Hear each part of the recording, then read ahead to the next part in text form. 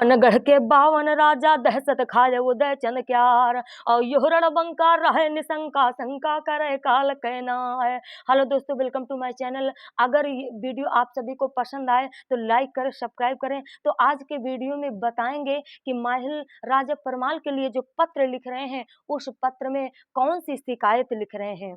तो राजा माहिल राजा परमाल के लिए जो पत्र लिखा उसमें ये शिकायत लिख रहे हैं कि ऊदल उनकी उरई में आए हैं और उरई में तहस नहस कर दिया है, बगिया को नष्ट कर दिया है और हिरणों को जान से मार दिया है और पनिहारनों की गगरी को फोड़ा है। अभई की बाह को तोड़कर ऊदल भाग गए। माहिल की जो है सारी शिकायत उस पत्र में लिखी जा रही है। माहिल और लिख रहे हैं कि माली को कोड़ों से मार मार के खाल उड़ा दिया है। अब ऊदल को समझा लीजिए कि हमारी उरई न आवे। जब ये लिख रहे थे तभी किया क्या कि अगर उरई में ऊदल ने ऐसा किया है, अगर कुछ हो गया हमारी उरई में तो हम ऊदल को कह देंगे कि अगर इतना ही क्षत्रियपन तुम्हारे अंदर है, इतनी ही बहादुरी है तो अपने बाप का बदला क्यों नहीं ले लेते। जब इतना लिख दिया और अपनी मोहर लगा दिया और हरकाले को पाती दे दिया और कहा कि इस पत्र को महोबा पहुंचा दो।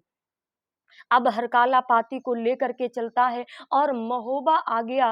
राजा परमाल का दरबार लगा है, बड़े बड़े शूर वीर बलवान बैठे हैं और वहां पर जब हरकाला पहुंचता है 5 कदम दूर से ही प्रणाम किया, राजा परमाल को उस पत्र को दिया। राजा परमाल जब उस पत्र को बाँच रहे हैं तो मन में सोचने लगे कि हे राम, अगर ऊदल को ये पता चल गया कि मेरे पिता को किसने मारा है तो ऊदल अपने पिता का बदला लेने के लिए माड़ोगढ़ अवश्य जाएगा। तब राजा परमाल ने उस पत्र को बाँच करके राजा माहिल के लिए उस पत्र का जवाब लिख रहे हैं। क्या लिख रहे हैं सुनिएगा कि पाति का जवाब लिखें परमाल का हाल लिखें जिया माँ अकुलाई। जैसे लड़का रन द्यावल के वैसे लड़का तुम्हारो लगे भाई। माटी के गागर फोरिन ऊदल सोने के गागर देव पठाई। और भाषा गंग प्रसाद है तुम माड़ो का नाम लो न मोरे भाई। राजा परमाल ने पाती के जवाब में पाती लिख दिया और कहा कि माहिल ऊदल से ये मत बताना कि ऊदल के पिता को किसने मारा है। ये जवाब में लिख दिया कि तुम्हारी गगरी अगर माटी की ऊदल ने फोड़ी है मैं सोने की तुम्हें दे दूंगा, क्योंकि महोबा में किसी चीज की कमी नहीं है। सज्जनों, महोबा में पारस पथरी है, जो लोहा में स्पर्श करा दी जाए तो लोहा सोना बन जाता है। और लिख दिया कि जैसे तुम्हारे बेटा अभय हैं वैसे ऊदल को मान लो। तो ऊदल की इस हरकत से परेशान होकर के ऊदल को कोई बात मत बताना। राजा परमाल ये लिख दिया, अपनी मोहर लगा दिया और हरकाले को उस पत्र को दे दिया और कहा कि ये पत्र जा करके माहिल को दे देना।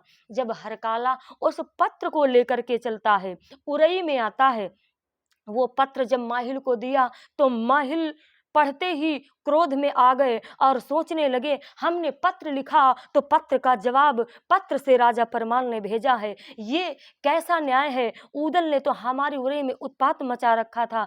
अब राजा माहिल क्रोध के मारे तैयार हो गए और अपनी घोड़ी लिल्ली में बैठकर सवार हुए और महोबा की ओर प्रस्थान कर दिया। तब क्या होता है, राजा परमाल का दरबार लगा है, राजा परमाल सबसे ऊंचे सिंहासन पर बैठे हैं और तभी कुछ देर की मंजिल करके माहिल महोबा आ गए। अब जब महोबा आ गए तो राजा परमाल ने के दरबार में पहुंचे। राजा परमाल ने माहिल को आते हुए देखा तो राजा माहिल से कहा कि आइए, अपने पास बैठाया, आदर किया, सम्मान किया और कहा कि कहिए माहिल, महोबा में आगमन किस कारण से हो गया है। जवाब दिया माहिल ने और राजा परमाल से कहा कि तुम ऊदल को समझा लो कि हमारी उरई में ना में क्या इसी दिन के लिए ऊदल को पाला है कि हमारी उरई में आकर के झगड़ा करें। किस तरह से शिकायत कर रहे हैं माहिल। और क्रोध में माहिल से रहा नहीं गया और कहा कि ऊदल को अगर इतनी ही बहादुरी है, इतना ही बल है जो ऊदल के अंदर में समा नहीं रहा है, तो जाकर माड़ोगढ़ अपने बाप का बदला क्यों नहीं ले लेते। और सज्जनों, ऊदल उसी दरबार में मौजूद थे। उनके कानों में आवाज पड़ गई और मामा माहिल का हाथ पकड़ा और कहने लगे कि मामा, मेरे पिता को किसने मारा, बताइए मेरे मामा, बताइए मेरे पिता को किसने मारा है। तब माहिल का हाथ पकड़ते हुए राजा परमाल ने इशारा किया और कहा कि माहिल, ऊदल को ये कदापि मत बताना कि ऊदल के पिता को किसने मारा है। जब इतनी बात सुनी तो राजा परमाल की बात को सुनकर के माहिल ने ऊदल से बहाना किया और कहा कि ऊदल, हमें ये सारी बातें ठीक से नहीं जाननी है। अगर तुमको ये सारा हाल जानना है तो जाकर महल में अपनी माँ से पूछिए। ऊदल इतनी बात सुन करके चल देते हैं दरबार से और आ गए रानी ब्यावल के महल में। तब क्या होता है, महल में आते ही चरण स्पर्श किया। रानी मल्ला ने ऊदल का हाथ पकड़ करके अपनी गोद में बैठा लिया और कहा कि कहो बेटा, महल में क्यों आ गए। ऊदल की आंख से आंसू गिरने लगे और हाथ जोड़ करके बोले और कहा कि मैया, हमारे पिता को किसने मारा है, बताइए। जब इतनी बात सुनी तब तो मैया सोचने लगी कि हे राम, अब क्या हो गया। ऊदल को अगर पता चल गया कि ऊदल के पिता को किसने मारा है तो ऊदल माड़ोगढ़ जा करके कहर मचा देगा। तब रानी ब्यावल अपने मन में विचार कर रही हैं और गुस्सा भी आ रहा है। मन में सोच रही हैं कि इन हमारी गेवरैया वाले सावत सिंह जगा जो आए और मन ही मन मा मैया सोचे यौ बेटा से कहा सुनाए। रानी ब्यावल ऊदल से कहने लगी कि बेटा, तुम्हारे पिता को किसी ने नहीं मारा है। सिलाहटगढ़ में संग्राम हुआ, लड़ाई हुई, तुम्हारे पिता उसमें मारे गए और जिसने इस धरती पर जन्म लिया है उसको एक दिन मरना ही है। तो ऊदल ने कहा कि माँ, आप झूठ क्यों बोल रही हो। भेद छिपावे कोढ़ी हो वह ना पावे नरक नहीं पैठार, और भेद छिपाई हो जो लड़काते आपन द्याबे प्राण गंवाए। ऊदल ने तलवार खींच ली और अपने सीने पे रखा और कहा कि मैया, अगर तुमने हमें सही सही भेद नहीं बताया तो मैं अपनी जान ले लूंगा। जब इतनी बात सुनी तो रानी ब्यावल के आंख से आंसू गिरने लगे और मैया रोने लगी, कहने लगी कि बेटा सुनो, तुम्हारे पिता की मृत्यु कैसे हुई। रानी ब्यावल कैसे बता रही हैं कि बेटा आ, रोते हुए बता रही हैं, मन में सोच रही हैं कि हे राम, हमारे बेटा को अच्छी बुद्धि देना कि हमारा बेटा अभी बहुत छोटा है, अभी थोड़ी उम्र है, ये कैसे युद्ध करेगा, कहीं ये माड़ोगढ़ ना पहुंच जाए। और यही सोच रही हैं और उदल से बता रही हैं कि बेटा सुनो, तुम्हारे पिता की मृत्यु कैसे हुई। बोली कि बेटा, आधी रात को करिंगा भादों के महीने में माड़ोगढ़ का राजकुमार करिंगा ने दशहर पुरवा में चढ़ाई किया। आधी रात को तुम्हारे पिता और चाचा को सोते हुए दंड बंधवा लिया और हाथी पसावद को फाटक से खुलवा लिया, लाखा पात्र को ले लिया, हार नवलखा मुझसे ले लिया और दोनों भाइयों के दंड बंधवा करके माड़ोगढ़ चला गया और पत्थर कोल्हू में दोनों की लाश पिरा दी। और जब उनके खोपड़ियां नहीं पेर पाया तो उनके सिर को कटवा लिया और बरगद के पेड़ पे टांग दिया। बेटा, उनकी खोपड़ियों की आभा अभी तक बोलती है।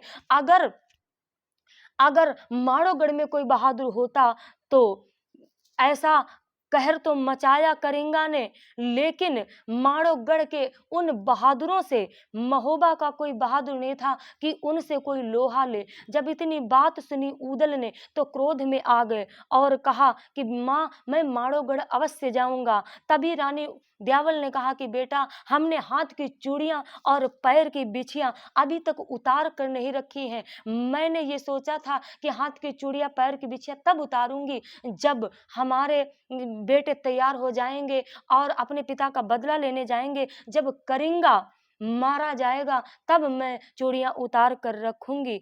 और ऊदल ने कहा कि माँ, मैं माड़ोगढ़ अवश्य जाऊंगा, मैं बदला लेने अवश्य जाऊंगा। तब रानी ब्यावल ने कहा कि बेटा, तुम्हारे पिता की मृत्यु जब हुई उस समय तुम गर्भ में थे तब तुम्हारा जन्म भी नहीं हुआ था। ऊदल ने कहा कि माँ बस करो, मुझे बस माड़ोगढ़ जाना है, अपने पिता का बदला लेना है। जब तक मैं करिंगा की छाती को चीर कर लहू ना निकाल लूं, मेरी मन को चैन नहीं मिलेगा, मेरे मन को शांति नहीं मिलेगी। रानी ब्यावल समझा रही हैं और कह रही हैं कि बेटा तुम्हारी उम्र बहुत थोड़ी है, करिंगा बहुत बहादुर है, 7 घंटे तलवार को झेलने वाला वो करिंगा युद्ध भूमि में टिक सकता है, लेकिन बेटा तुम्हारी उम्र बहुत थोड़ी है, तुम कैसे युद्ध करोगे।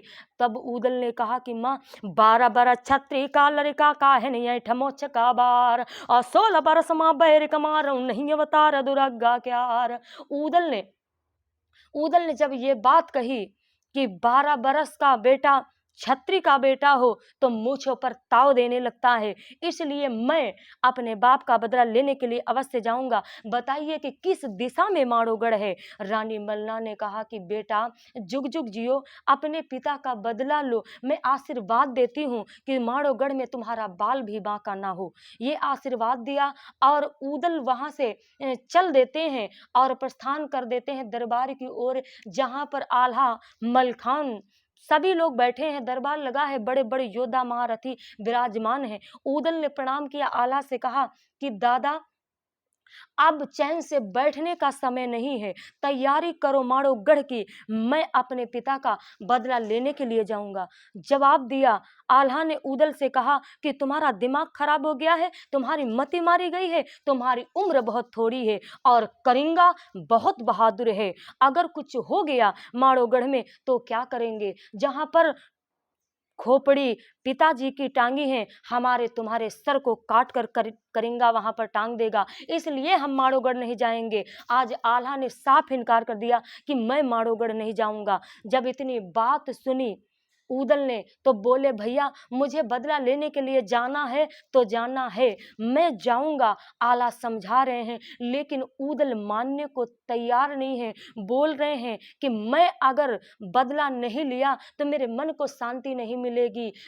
बस मेरी एक ही तमन्ना है, मेरा एक ही संकल्प है कि मैं अपने पिता का बदला करिंगा से अवश्य लूंगा और बिना करिंगा को मारे और बिना माड़ोगढ़ पर जीत हासिल किए मेरे मन को शांति नहीं मिलेगी, मैं माड़ोगढ़ अवश्य जाऊंगा। तब आला ने समझाया यदि ऐसी बात है तो सुनो, करिंगा कितना बहादुर है, 7 घंटे तलवार चलाने वाला और माड़ोगढ़ की बहुत फौज है, और हमें कुछ हो गया तुम्हें कुछ हो गया तो माता रोएगी, बोलो क्या करेंगे। ऊदल ने कहा कि इससे बढ़कर कुछ नहीं है, मेरे पिता को करिंगा ने मारा है और मैं करिंगा से बदला लेने के लिए अवश्य जाऊंगा। जब इतनी बात सुनी आल्हा ने कहा कि ठीक है ऐसी बात है तो सुनो, अगर तुम जाओगे तो हम सभी चलेंगे। तब क्या होता है ऊदल प्रसन्न हो जाते हैं। जवाब दिया आल्हा ने, कहा कि अगर माड़ोगढ़ में कुछ हो गया तो क्या करेंगे। जवाब दिया ऊदल ने और कहा कि सुनो, कुछ भी हो जाए हमें बदला लेना है तो लेना है। अब आला ने कहा तो फिर जाइए, मुझे डर लग रहा है, मैं नहीं जाऊंगा, मैं माड़ोगढ़ में नहीं जाऊंगा क्योंकि वहां पर बहुत बड़े बड़े योद्धा हैं, हमारे बस की बात नहीं है। आल्हा इनकार कर देते हैं। तब क्या होता है, आज के वीडियो में बस इतना ही, फिर मिलते हैं अगले वीडियो में। बहुत बहुत धन्यवाद।